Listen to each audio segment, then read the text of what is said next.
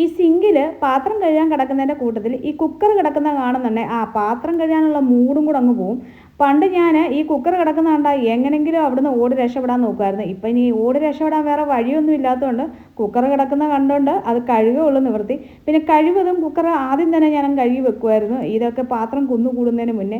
കാരണം ആ കുക്കർ കിടക്കുന്ന കണ്ടാൽ ബാക്കി പാത്രങ്ങൾ കഴുകാൻ തോന്നത്തില്ല. പക്ഷേ ഇന്ന് അതിനൊന്നും പറ്റിയില്ല, സ്കൂളിൽ പോകുന്നതിൻ്റെ തിരക്കൊക്കെ ആയിപ്പോയി. പ്രയാസമുള്ള പണി ആദ്യം ചെയ്യാമെന്ന് പറഞ്ഞ പോലെ കുക്കർ എടുക്കുന്നുണ്ടെങ്കിൽ കഴുകി വെക്കുവാണെങ്കിൽ പ്രശ്നമില്ല. പക്ഷേ ഈ കുക്കറിൻ്റെ അടിയിൽ എന്തെങ്കിലുമൊക്കെ കരിഞ്ഞു പിടിച്ചിട്ടുണ്ടെങ്കിൽ കുറച്ച് വെള്ളം ഒഴിച്ച് വെച്ചാൽ മാത്രമേ അത് ഇളകി വരത്തുള്ളൂ. അപ്പോൾ ഇന്ന് കുറച്ച് അരിപ്പൊടി കുഴച്ചപ്പോൾ അതിൻ്റെ അടിയിൽ പിടിച്ചു പോയി. അപ്പം അത് ഇളകി വരാൻ വേണ്ടി വെള്ളം ഒഴിച്ച് വെച്ചിരിക്കുകയാണ് കേട്ടോ.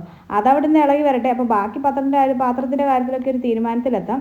പിന്നീടുള്ളൊരു വഴി കുക്കർ അധികം ഉപയോഗിക്കാതിരിക്കുക എന്നുള്ളതാണ്. പിന്നെ ഇന്നത്തെ ലൈഫിൻ്റെ ഒരു സ്റ്റൈൽ വെച്ചിട്ട് കുക്കർ ഇല്ലാതെ വേറെ ഒന്നും ചെയ്യാൻ നമുക്ക് പറ്റത്തില്ല കേട്ടോ.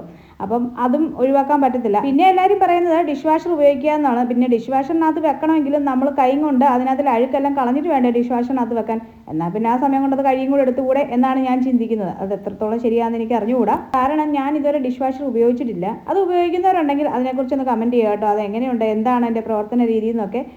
ഈ സിങ്ക് എന്ന് പറയുന്ന ഒരു അക്ഷയ പാത്രമാണ്. ഇതിനകത്ത് രക്ഷ നേടാൻ എന്ത് വഴി എന്ന് ആലോചിച്ചുകൊണ്ടിരിക്കുകയാണ് കേട്ടോ ഞാൻ. എന്തൊക്കെ പറഞ്ഞാലും ഇതൊക്കെ ഒന്ന് കഴുകി വെച്ചിട്ട് ഇവിടെ നിന്ന് ക്ലീൻ ചെയ്യുമ്പോൾ കിട്ടുന്നൊരു മനസ്സുഖം ഉണ്ടല്ലോ, എന്താ ഒരു സുഖം. വലിയൊരു പണി കഴിഞ്ഞ പോലെ തോന്നുന്നുണ്ട്. പക്ഷേ അടുത്തൊരു പാചകം കഴിയുമ്പോഴത്തേന് പിന്നെ ഇതുപോലെ തന്നെയാവും. അപ്പം ഗ്യാസ് സ്റ്റവ് ഒക്കെ തുടച്ചിട്ട് വൃത്തിയാക്കിയിട്ടുണ്ട്, ഒരു സമാധാനം. അപ്പോൾ അടുത്തൊരു പണിക്ക് വേണ്ടി പോയിരിക്കുകയാണ്. അപ്പോൾ അതിന് മുമ്പാണ് ഓർത്തത് ലുലു പോയി അടുക്കളയിലെ സാധനങ്ങൾ കുറച്ച് വാങ്ങിക്കണം. അപ്പോൾ അതിനുള്ള ലിസ്റ്റെല്ലാം ഞാൻ എഴുതിയിട്ടുണ്ട്. അല്ലെങ്കിൽ പകുതി സാധനം മറന്നിട്ട് ഇങ്ങോട്ട് പോയി. പിന്നെ ലുലുവിൽ അത് വാങ്ങിക്കാൻ വേണ്ടി പോകും. പിന്നെ വേറെ കുറച്ച് സാധനം കൂടെ വാങ്ങിക്കേണ്ടി വരും. അത് ഭയങ്കര ചിലവ് കൂടുതലാണ്. പിന്നെ ഇനി ഒരു കാര്യം തേണ്ടി ഈ അരി പൊട്ടിക്കലാണ് കേട്ടോ. ചിലവരുടേത് ശരിയാവും, ചിലവരുടേത് ശരിയാവത്തില്ലെന്ന് പറഞ്ഞ പോലെ ഞാൻ വല്ലപ്പോഴും ചെയ്യുമ്പോൾ ഇത് ശരിയാകാറുണ്ട്. വല്ലപ്പോഴും ചെയ്യുമ്പോൾ ഇന്ന് എന്തായാലും ഒറ്റ വലിക്ക് തന്നെ ആദ്യത്തെ കെട്ടിങ്ങി പോകുന്നു കേട്ടോ. പിന്നെ രണ്ടാമത്തെ കെട്ട് പൊട്ടിച്ചപ്പം പണി ചെറുതായിട്ടൊന്ന് പാളി, അത് വരുന്നില്ലായിരുന്നു, അത് എവിടെയോ സ്റ്റക്കായെന്ന് തോന്നും. പക്ഷേ ഇത് ഞാൻ പണ്ട് എൻ്റെ പപ്പ ഈ പശുവൊക്കെ ഉള്ളപ്പോൾ പുളിയേരിയും പിണ്ണാക്കോൻ്റെ ചാക്കൊക്കെ വരുമ്പോൾ ഈ ഇങ്ങനെ കൈ കൊണ്ട് എടുത്ത് ഇങ്ങനെ അതിൻ്റെ ഒരു ത്രെഡ് വിട്ട് കൊടുക്കുന്നുണ്ടേ, ബാക്കി ഇങ്ങനെ ഇളകി പോകുന്നത് ഞാൻ കണ്ടിട്ടുണ്ട് കേട്ടോ.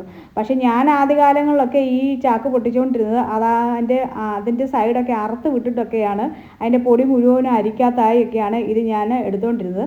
പിന്നീട് എനിക്ക് മനസ്സിലായി അങ്ങനെയല്ലെന്ന്. അങ്ങനെ ഈ ഇടയ്ക്ക് കണ്ടുപിടിച്ചിട്ടിരിക്കുകയാണ്. പക്ഷേ വല്ലപ്പോഴുമേ ശരിയാകാറുള്ളൂ. പിന്നെ നിങ്ങൾ എൻ്റെ നാഴി കണ്ടോ, ഇത് ഞാൻ ആദ്യമായിട്ട് ഒമാനി വന്നപ്പോൾ നാട്ടിൽ നിന്ന് കൊണ്ടുവന്നൊരു ഗ്ലാസ്സാണ് കേട്ടോ. എൻ്റെ പപ്പ എനിക്ക് തന്നു വിട്ടതാണ്. അത് ഞാൻ എൻ്റെ നാഴിയായിട്ടാണ് കേട്ടോ ഇപ്പോൾ ഉപയോഗിക്കുന്നത്. ഇനി അടുത്തൊരു പണിയിലേക്ക് പോകാമെന്ന് പറഞ്ഞാൽ ഇതാണ് കേട്ടോ. എൻ്റെ മണി പ്ലാന്റിനെ ഒന്ന് ക്ലീൻ ചെയ്ത് വെക്കണം. അതിൻ്റെ ഗ്ലാസ്സിനകത്തൊക്കെ ഒരു സ്റ്റെയിൻ പറ്റിയിട്ടുണ്ട്, ഈ വെള്ളത്തിന് തന്നെ സ്റ്റെയിൻ. അപ്പോൾ അത് കഴുകാൻ ഇച്ചിരി സൂക്ഷിച്ച് കഴുകണം. അതിൻ്റെ അറ്റമൊക്കെ നല്ല മൂർച്ചയുള്ള ഗ്ലാസ്സാണ് കേട്ടോ. അപ്പോൾ അതൊക്കെ ഒന്ന് ക്ലീൻ ചെയ്ത് വെച്ചിട്ടുണ്ട്. അപ്പോൾ ഇന്നത്തെ രാവിലത്തെ പണിയിലേക്ക് കിടക്കുകയാണ്. അപ്പോൾ നിങ്ങളുടെ പണിയൊക്കെ നടക്കട്ടെ. അപ്പോൾ അത്രയേ ഉള്ളൂ. Bye bye.